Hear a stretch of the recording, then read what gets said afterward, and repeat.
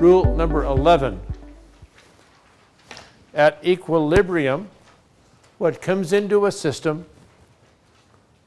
as a flux should be balanced by what is leaving the system at a flux, at equilibrium. So if you feed a system a certain substrate with a certain isotope ratio, and it's not what you measure as the CO2 coming out of the system, it's not at equilibrium. That's an important concept for you to recognize. If something's at equilibrium, what's coming into the system is the same as coming out. If not, you're not at equilibrium. Growing cells tend not to be at equilibrium. Growing leaves tend not to be at equilibrium. But if you take the life cycle of a leaf, these longer time scales, you'll get closer to what is the equilibrium situation. Because if you're not at equilibrium, then you must be accumulating light or heavy carbons in one molecule or another molecule form. Okay? That's an important thing to recognize as you look at the literature and you think of this as a system. Okay. So, I need your help. I need to have you help me design an experimental system to measure the carbon isotope ratio of respiration. And I need a volunteer to come to the front to the board here and draw a system that's going to allow me to measure the carbon isotope ratio of a leaf, of a bean leaf. Any volunteers? Or shall I choose?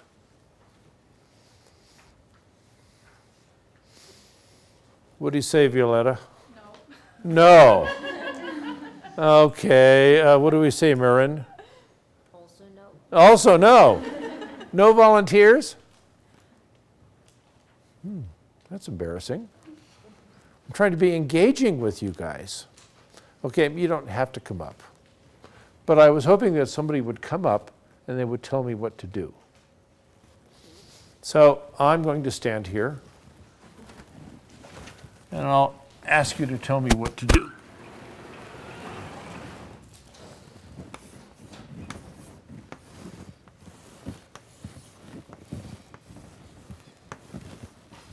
I have a plant with 3 leaves.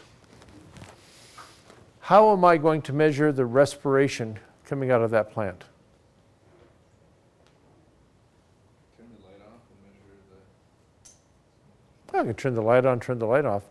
But how am I going to, for respiration, how am I going to measure that respiration? Bingo! Okay, let's try that. So I'm going to go down and get a little PVC chamber, and I'm going to put a bag over the leaf, over the plant. Now what am I going to do? Okay, so you want me to have a tube.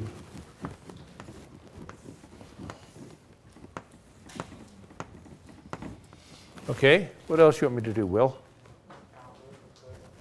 Okay.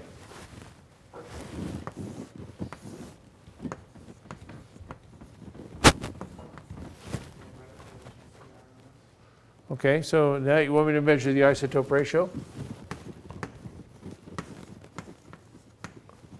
You probably want me to measure it here as well? Yes. Okay.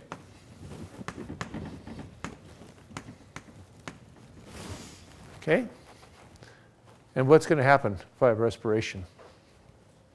What's going to happen to the carbon isotope ratio? It's going to change? Good.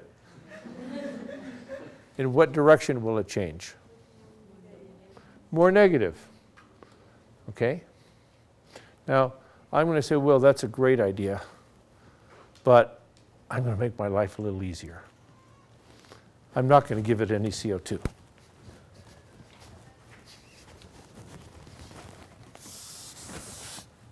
I'm only going to give it O2 plus N2, so that any CO2 that's come out reflects respiration.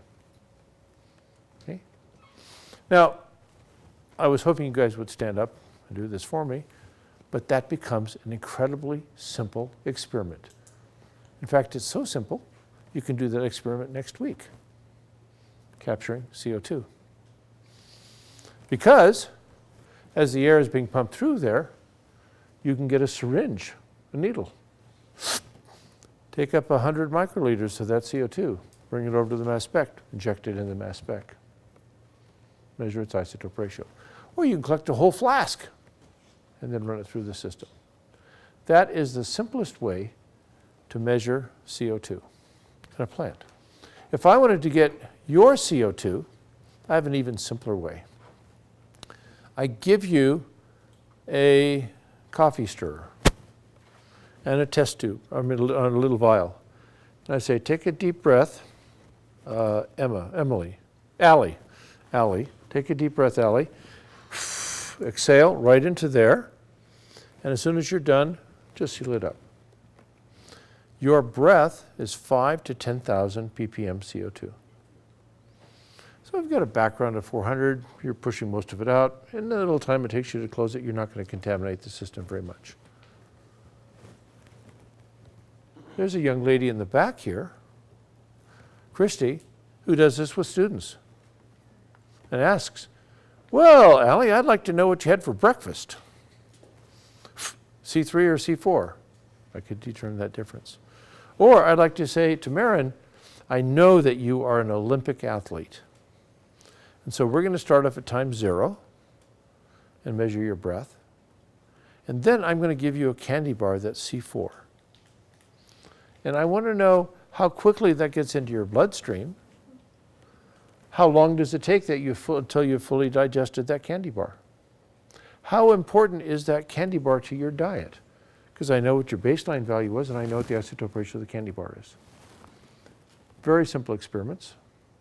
The first year we were offering this class, I talked about this experiment. And I said, I need 3 different candidates. I need a person who will eat a candy bar and sit here and do nothing. My hand went up immediately to be the volunteer. Then I had a young woman who said, you know, I love bicycling. What I'm going to do is going to eat the candy bar. And every 20 minutes, I'm going to give you a breath sample as I bicycle up and around Salt Lake City in the middle of summer. And that's what she did. Then another student who said, okay, I'm just going to walk around the lab. And in those 3, we plotted how long it took for that to get into their blood system, how important it was in terms of their overall carbon balance, and then how long it lasted. Any guess on how quickly it got into their blood system? Take a guess in terms of minutes. 20 minutes. Okay, an hour later or 2 hours later, let's say an hour later, how important do you think that was to their carbon metabolism? What percent of the candy bar was in their respiration? 100%. Good? No, it was like 20%. The first thing, but it's swamped by everything else that's in the background. So that tells you that a small amount of sugar in your system is all the difference between being exhausted and excited. That's a great experiment to do. And then the question is, how long does it last? It lasted as long as, for me, as it did for the bicyclist. About 6 hours. It's a great experiment to do with your body as a reservoir, given that all you have to do is to eat.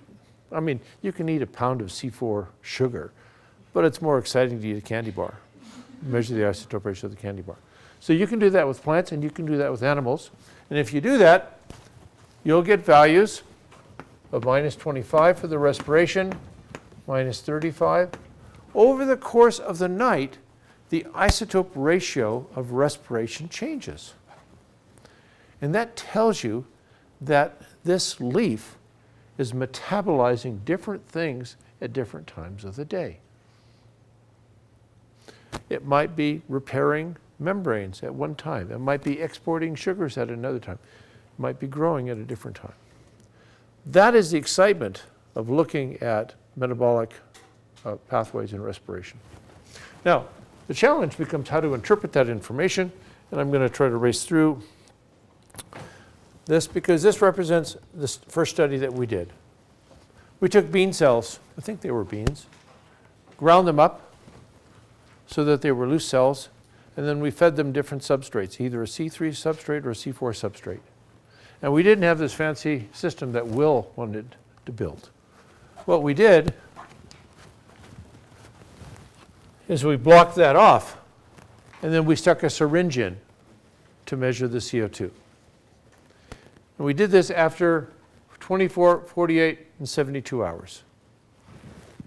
And the isotope ratio of the CO2 was exactly the same as the isotope ratio of the substrate.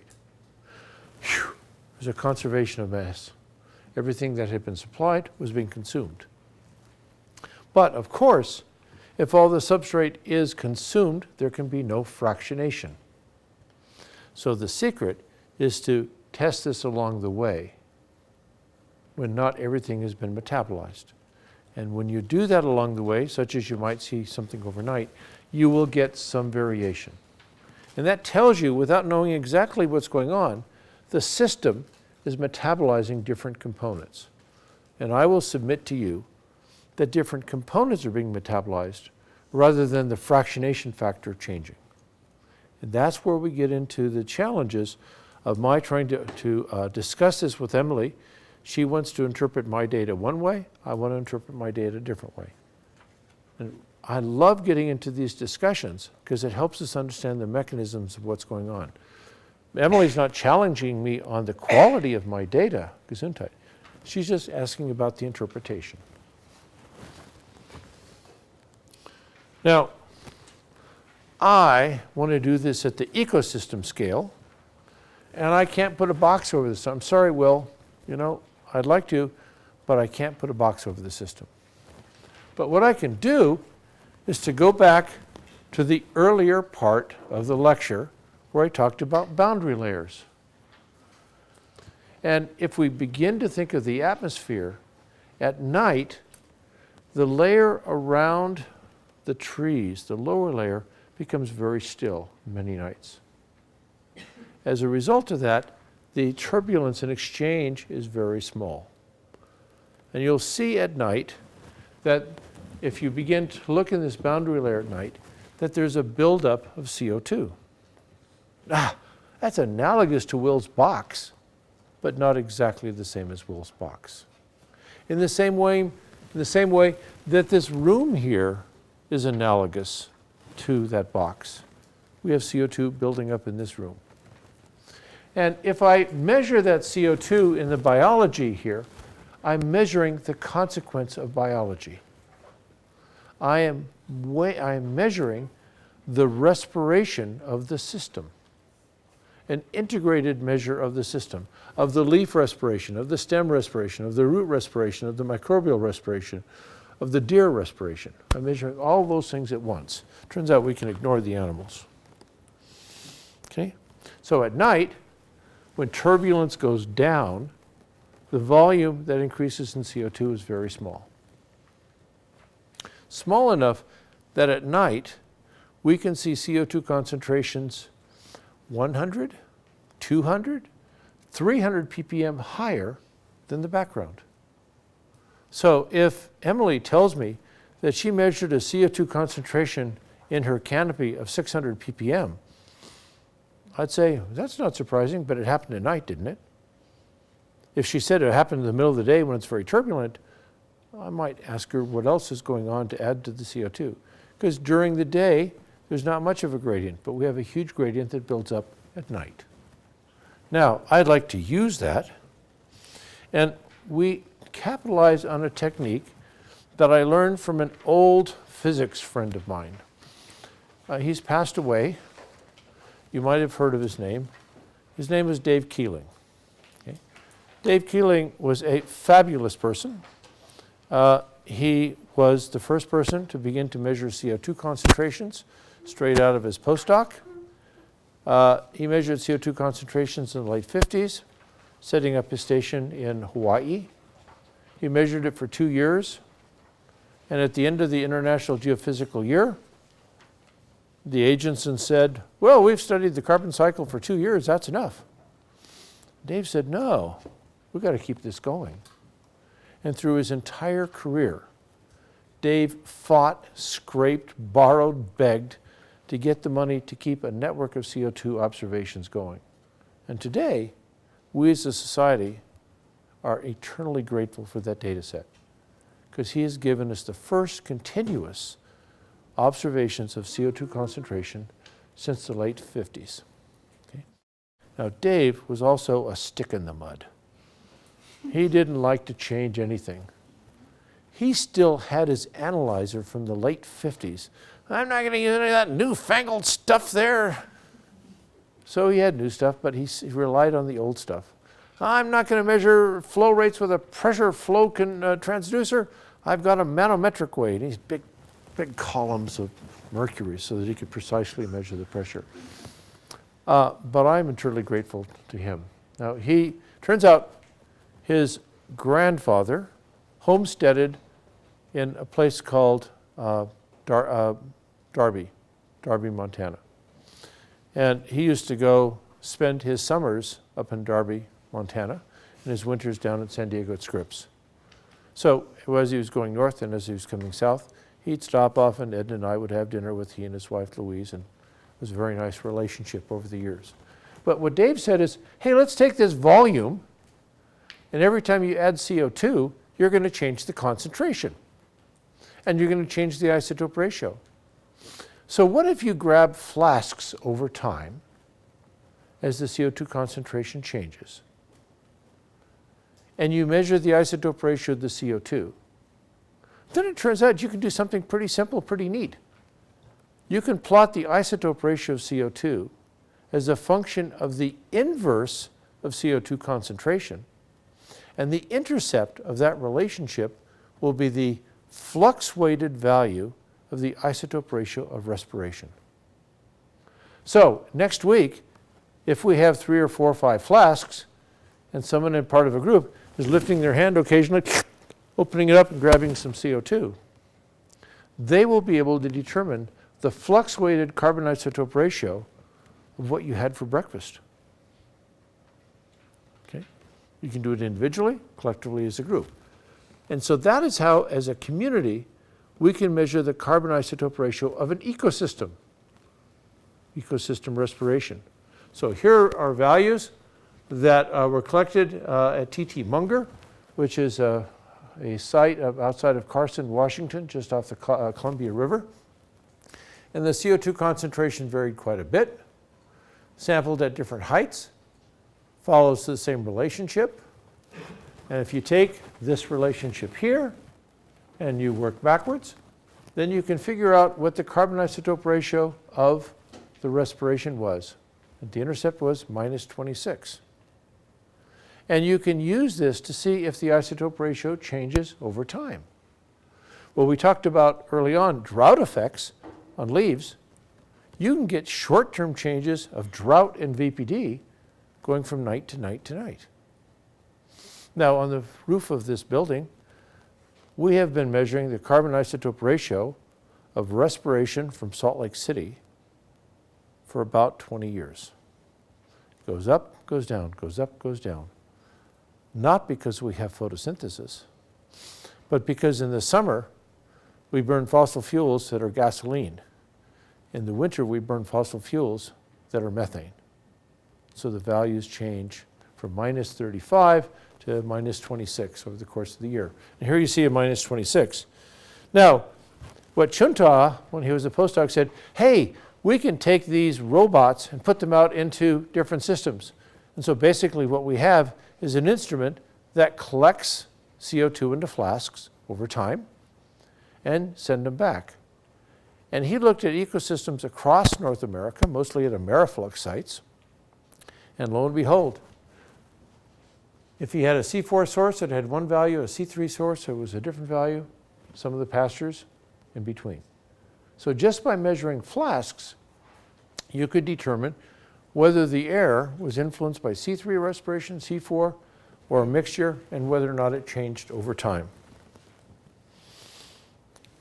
That allowed him to go back into a conceptual model. And that is to say, I'd like to now begin to look at the system to see how I can tear it apart. And here is a model of what's going on. We showed you this graphic before. We talked about this concept before.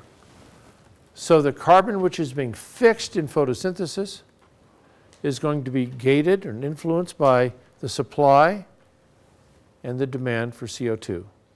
That's the CI/CA ratio. That's flux weighted. It's being incorporated into organic molecules. Now what happens to those organic molecules, Lena? We begin to break them down. We have respiration in the leaf. We have respiration in the root. We have decomposition. And as those processes take place, we have different pools that are going to respire. Some pools are going to be slow pools, and some pools are going to be fast pools. We can now look at the system dynamics using this as a tool. I can sample above the canopy or within the canopy to get the whole system. I can put a chamber onto the roots and measure only what's coming out of the soil. Capitalizing on this chamber here is a fabulous way for us to understand what the whole system is doing. It doesn't tell me exactly what's being decomposed or oxidized, but it gives me a bigger picture. And what you see is that the isotope ratio of respiration can change dramatically over a 3 to 4 day period. As VPD changes, we go from humid periods to dry periods, as we go from wet periods to dry periods. So it becomes this wonderful way for us to begin to understand how the whole system is operating. We can go along transects. One of our favorite transects is called Otter, which is an Oregon transect, where you start off with a spruce on the coast, and you move through Douglas fir, and into eventually juniper on the interior. So you go through this ecosystem change, and it's also a change in water availability as you go from, let's say, Cascade Head to Sisters or Redmond on the inside, interior. And when you grab needles along the way, just as George Stewart had shown in the tropics, there's variation in the carbon isotope ratio of those needles, because you're going from an environment which is wet, CO2 is relatively open, or the stomates are relatively open, to dry, where juniper stomates are relatively closed. And you see the isotope ratio of needles goes from about -25 to -29. If you look at the isotope ratio of the fine roots, and you look at the isotope ratio of the shade needles, you see that the roots more closely mimic the sun needles. And Chris is going to say, duh, that's expected, because most of the photosynthesis in the plant is coming from sun leaves. It's not coming from shade leaves. Well, now what happens in respiration? Well, in respiration, what we see is that exact same variation. So that as you go from a wet environment to a dry environment, the isotope ratio of respiration goes from -25 to about -29. The error bars there are because we have combined a 5-year study into a single point. So you're getting all the variations in water content we had over sampling a month over 5 years, and you're getting all the variations in the isotope ratio. But clearly these values are distinct. So this is one way that ecologists and ecosystem scientists can take the fundamentals of the Farquhar physiology model and apply it to the whole plant level, and now apply it to the whole ecosystem level. Okay? What Chinta doing these studies said was, okay, let's measure this isotope ratio of respiration at a forest in Maine and a forest in Washington. And lo and behold, he finds that it's very tightly correlated with soil water content. Not too surprising. But you're showing that the whole system has adjusted its isotope ratio, the CI/CA ratio, depending on the water conditions. And Jean Ehleringer, a very good friend of mine, who's now at IMPA in Brazil, is a Brazilian. I believe, if I'm going to give him correct recognition, I should say Jean-Pierre Henri Bilbao Ometo. Very proud Brazilian. And what Jean did was to go to the forest in Santarém and say, well, clearly there must be no variation in the isotope ratio of respiration in a forest, because forests are always wet, right? Well, to his surprise, what he found is that as he went from month to month, the isotope ratio of respiration coming out of this forest was very dynamic. It depended on how much precipitation there was. So as we went from wet months with 300 millimeters to dry months in the dry season where it was slightly less than 100, there was a big variation in isotope ratios. So it's not just temperate systems that respond to water availability, but tropical systems do as well. So it's 12 noon. I have accomplished my goal of giving you 11 rules that will explain everything. Now, and I did it on time. I do want to tell you one last thing in closing. Animals are boring. All the variation that's created is created by plants, and they simply consume. So you can learn what's been eaten, but animal systems are so absolutely boring. I would encourage you to spend more time looking at plants. I do want to mention we had a person, is Seth here? Okay. So Seth Newsom has just shown up. He'll be up upstairs this afternoon. Seth is going to be speaking on Friday. Seth and Turi will give you animal physiology, animal ecology talks on Friday. And you can tell them, I think plants are exciting and animal systems are incredibly boring. Thanks, and I'll see you in the lab this afternoon.